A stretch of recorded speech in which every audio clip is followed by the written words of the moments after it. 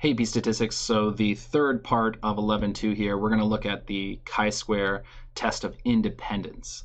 So we just finished up the homogeneity, the independence. The math is identical. It's just a little bit different way of thinking about it. And so in this case, we're looking at a relationship between categorical variables. Are people who are prone to sudden anger more likely to develop heart disease? An observational study followed a random sample of 8,474 people with normal blood pressure for about 4 years.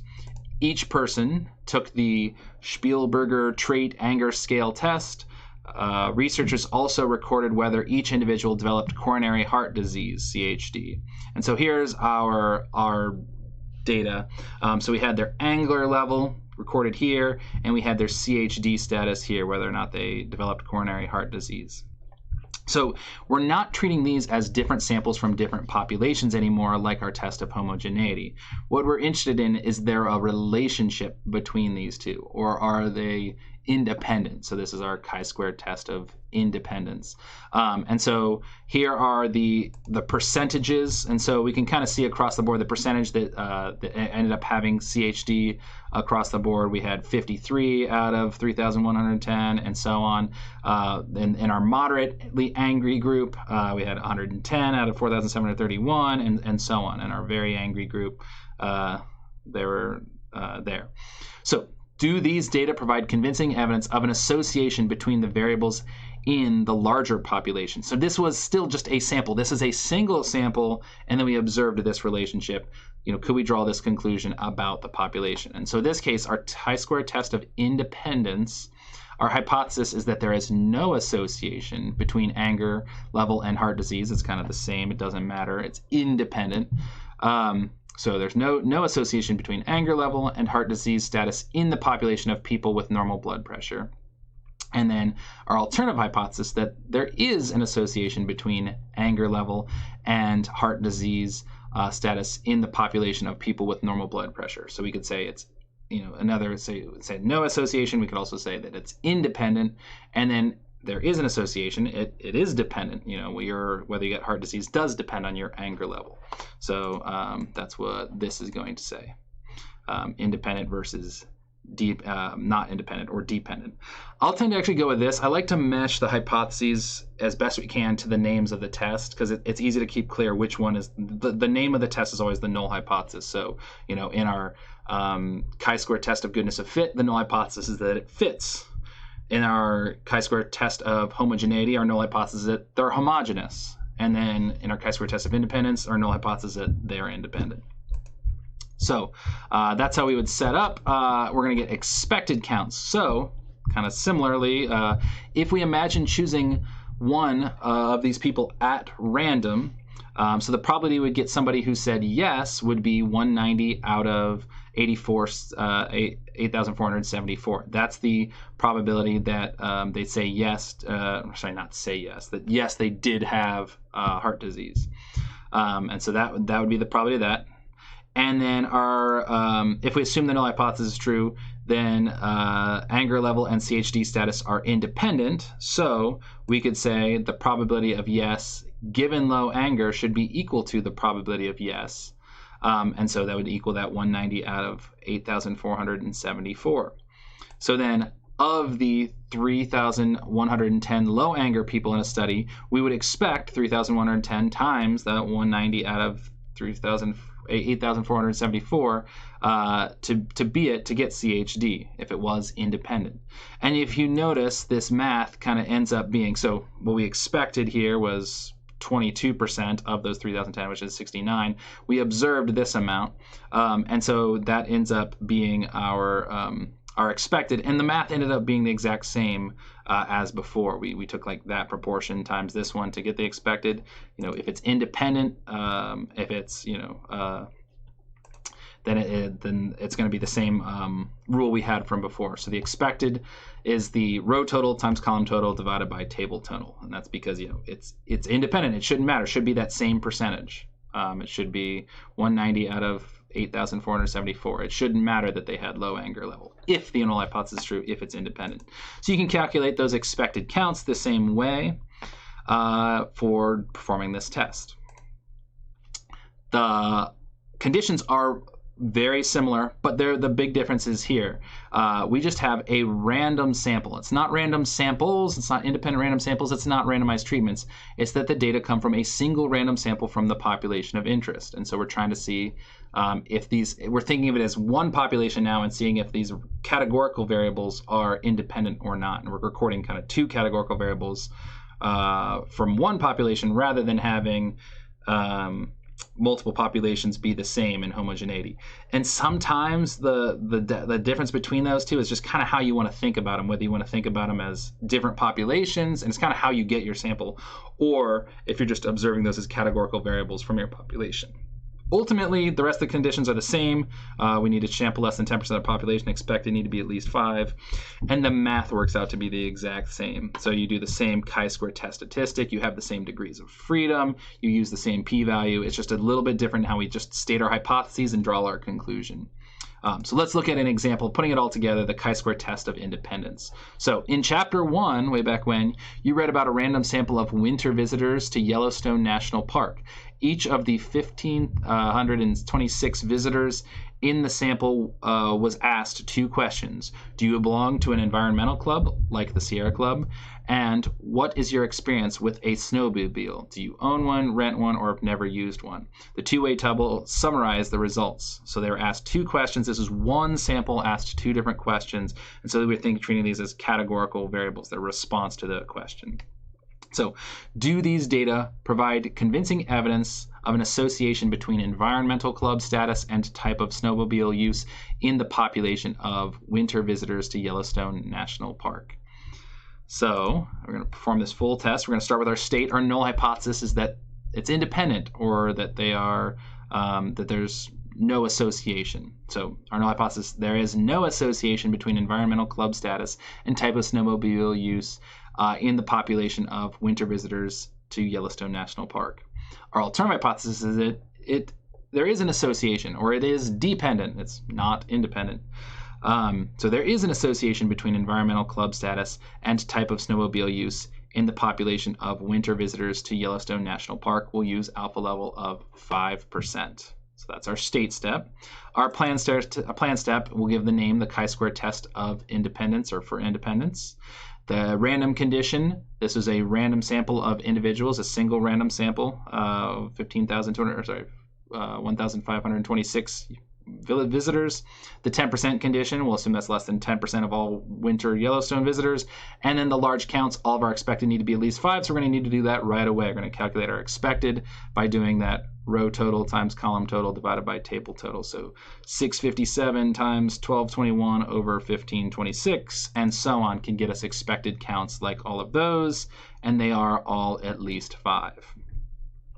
Then we can move on to doing our chi-square calculation. 445 minus 525.7 squared over 525.7, and then continuing on for the next one, 212 minus that 131, and you can get your chi-square test statistic. Of course, we can use our calculator to help with that. Degrees of freedom is rows minus 1, so 3 minus 1 is 2, times columns minus 1, so 2 minus 1 is 1. So 2 times 1, we get a degrees of freedom of 2. And then we can use that to find our p-value. We use chi-square CDF from 116 to infinity with 2 degrees of freedom, and we'll get a 4.8 times 10 to the negative 26th, ridiculously tiny p-value. So it is definitely dependent. There's definitely a relationship between those. Whether or not they've used an experiment or rented or owned a snowmobile definitely depends on whether or not they're an environmental club member.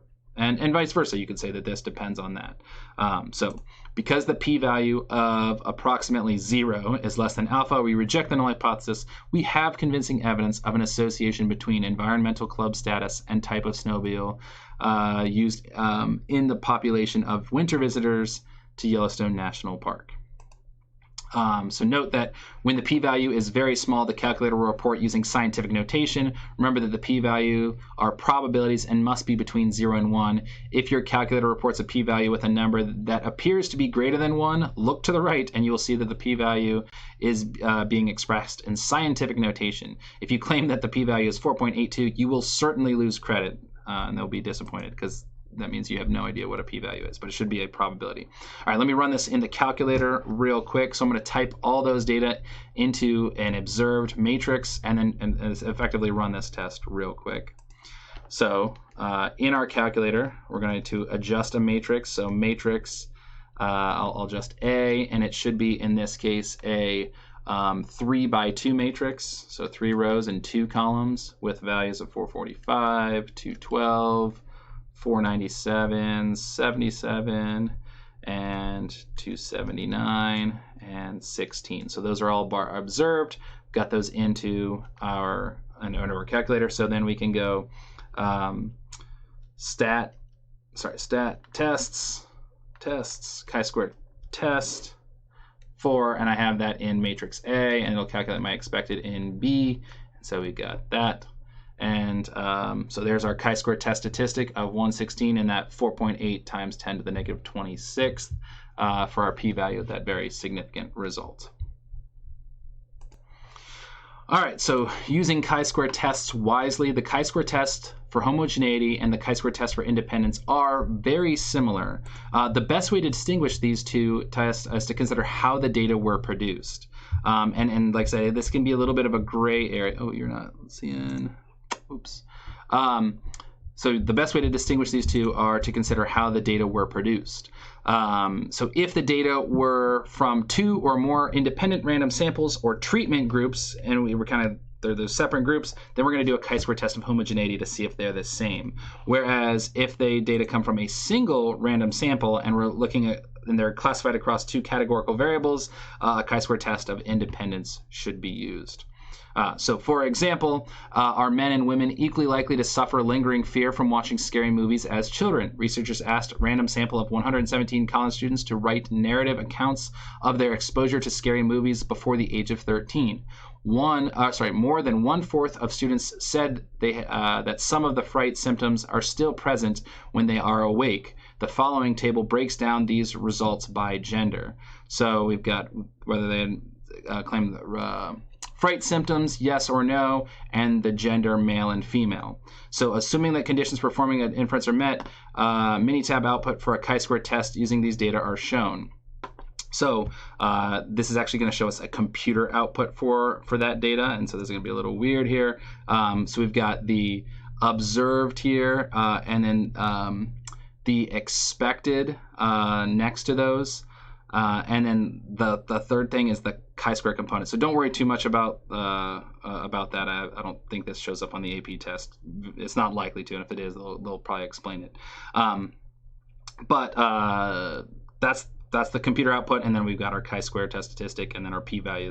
That stuff's nice and easy to read. But should this have been a chi-square test for independence or a chi-square test for homogeneity in this setting? So think about how they designed this example. Did they get one sample and then record this information about it, or did they go out and get 2 separate independent random samples or randomize into treatments? We couldn't do that here. We have male and female. We're not randomizing that. So this is a chi-square test for independence. So the data were produced using a single random sample of college students who were then classified according to 2 variables, gender and whether or not they had lingering fright symptoms. The chi-square test for homogeneity requires independent random samples from each population. So then following that up, they ask a few questions. State an appropriate pair of hypotheses for researchers to test in this setting. So since this is a chi-square test of independence, our null hypothesis is that they are independent. So you have to say more than that. But so there is no association between gender and fright symptoms, and there is an association, be our alternative, between gender and fright symptoms. So that would be like part of our state step. Which cell contributes most to the chi-square test statistic? In what way does this cell differ from what the null hypothesis suggests? So if we look here, this computer output, it gives our observed, our expected, and then it gives our chi-square component. And so we can see here that the male that admit yes, that's the biggest component that's added here. So we had, and it's, again, just because the component is big, you don't know whether it's above or below. And it looks like in this case, the number was below expected. Fewer males than we would have expected said that they had, yes, fright symptoms. we would have expected that to be more. So men who admit to having lingering fright symptoms account for the largest component of the chi-square test statistic, the 1.883. Far fewer men in the sample admitted to lingering fright symptoms, 7, than we would expect if it were true, if the null hypothesis were true, that it were independent. So then last bit here, interpret the p-value. What conclusion would you draw at alpha level 0.01? So that's our p-value 0.045. At alpha level 0.01, it's not small enough. So our interpret that p-value. If the null hypothesis were true, there of no association between gender and whether or not college students have lingering fright symptoms, there's a 0.045 probability of obtaining an association as strong or stronger than the one observed in the random sample of 117 students. So that's the probability we would get a result that far from what expected. And then what conclusion would we draw? So because that p-value is greater than alpha, we fail to reject the null hypothesis, and we do not have convincing evidence that there is an association, that they're dependent, between gender and whether or not college students have lingering fright symptoms.